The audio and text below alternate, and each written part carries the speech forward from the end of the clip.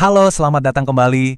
Pernah nggak sih kita dihadapkan sama pilihan yang gede banget, yang rasanya mustahil buat diputuskan? Nah, hari ini kita bakal ngebahas soal keputusan-keputusan rumit yang pada akhirnya membentuk siapa diri kita. Oke, kita mulai dari sebuah cerita ya.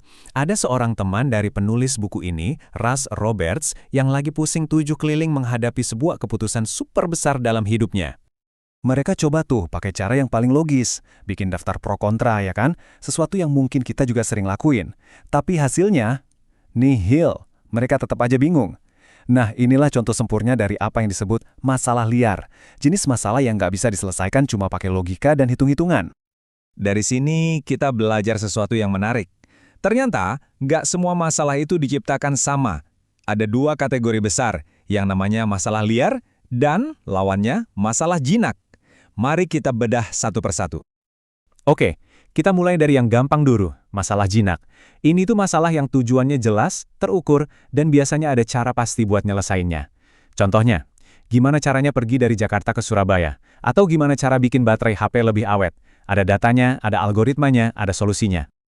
Nah, sekarang kita masuk ke lawannya, masalah liar. Ini nih jenis masalah yang beda banget.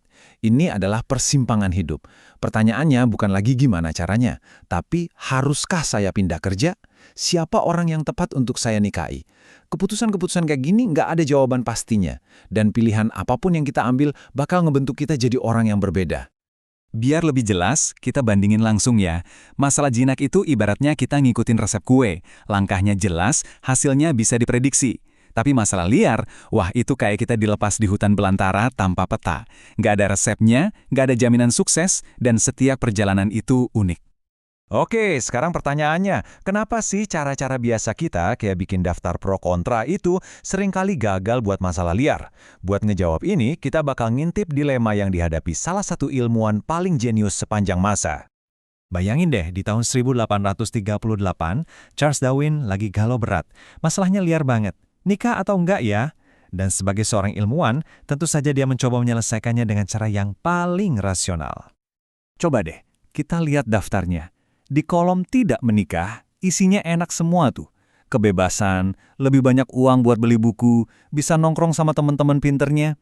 Tapi di kolom menikah, yang kepikiran sama dia justru hal-hal negatifnya. Aduh, nanti waktuku habis. Wah, banyak biaya dan kecemasan. Kalau cuma lihat daftarnya, kayaknya jelas kan jawabannya? Nah, disinilah letak masalahnya.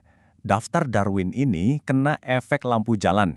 Maksudnya, dia cuma bisa nulis hal-hal yang kelihatan jelas, yang bisa diukur kayak waktu dan uang. Sementara manfaat pernikahan yang lebih dalam, yang nggak terukur, seperti cinta atau perkembangan diri, itu semua ada di luar jangkauan lampunya.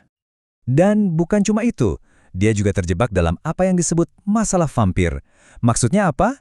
Ya, kita kan nggak akan pernah tahu gimana rasanya jadi vampir, sampai kita beneran jadi vampir. Sama halnya, Darwin yang masih lajang nggak akan pernah bisa membayangkan sepenuhnya apa yang akan jadi prioritas bagi Darwin yang sudah menikah.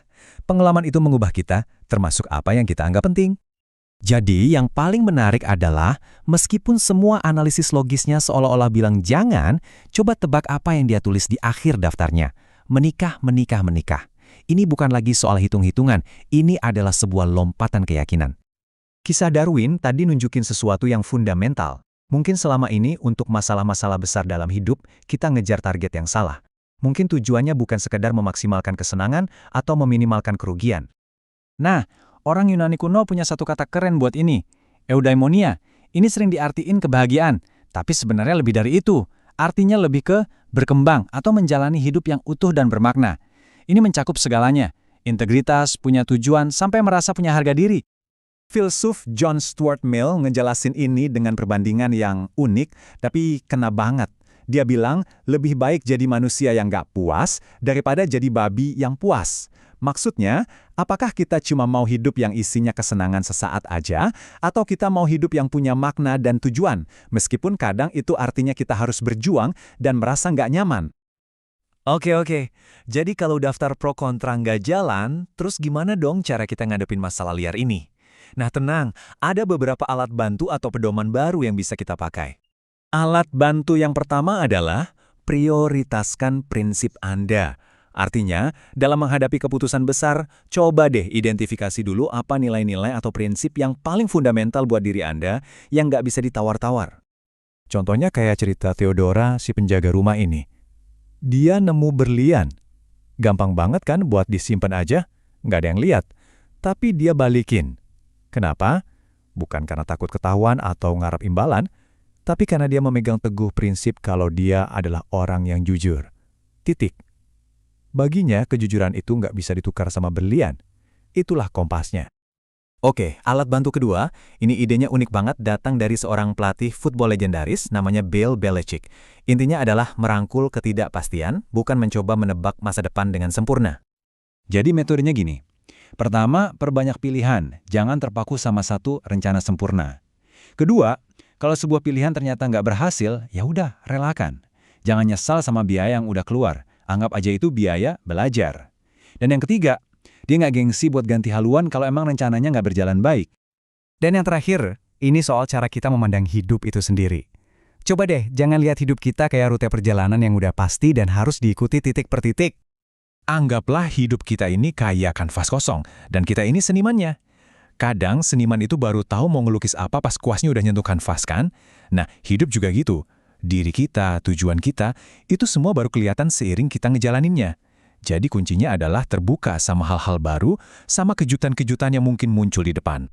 Jadi, apa sih kesimpulan dari semua ini? Mungkin untuk masalah-masalah terbesar dan terliar dalam hidup kita, tujuannya bukanlah untuk menemukan jawaban yang benar dan pasti dari awal, tapi untuk punya keberanian untuk menjalani pertanyaannya itu sendiri.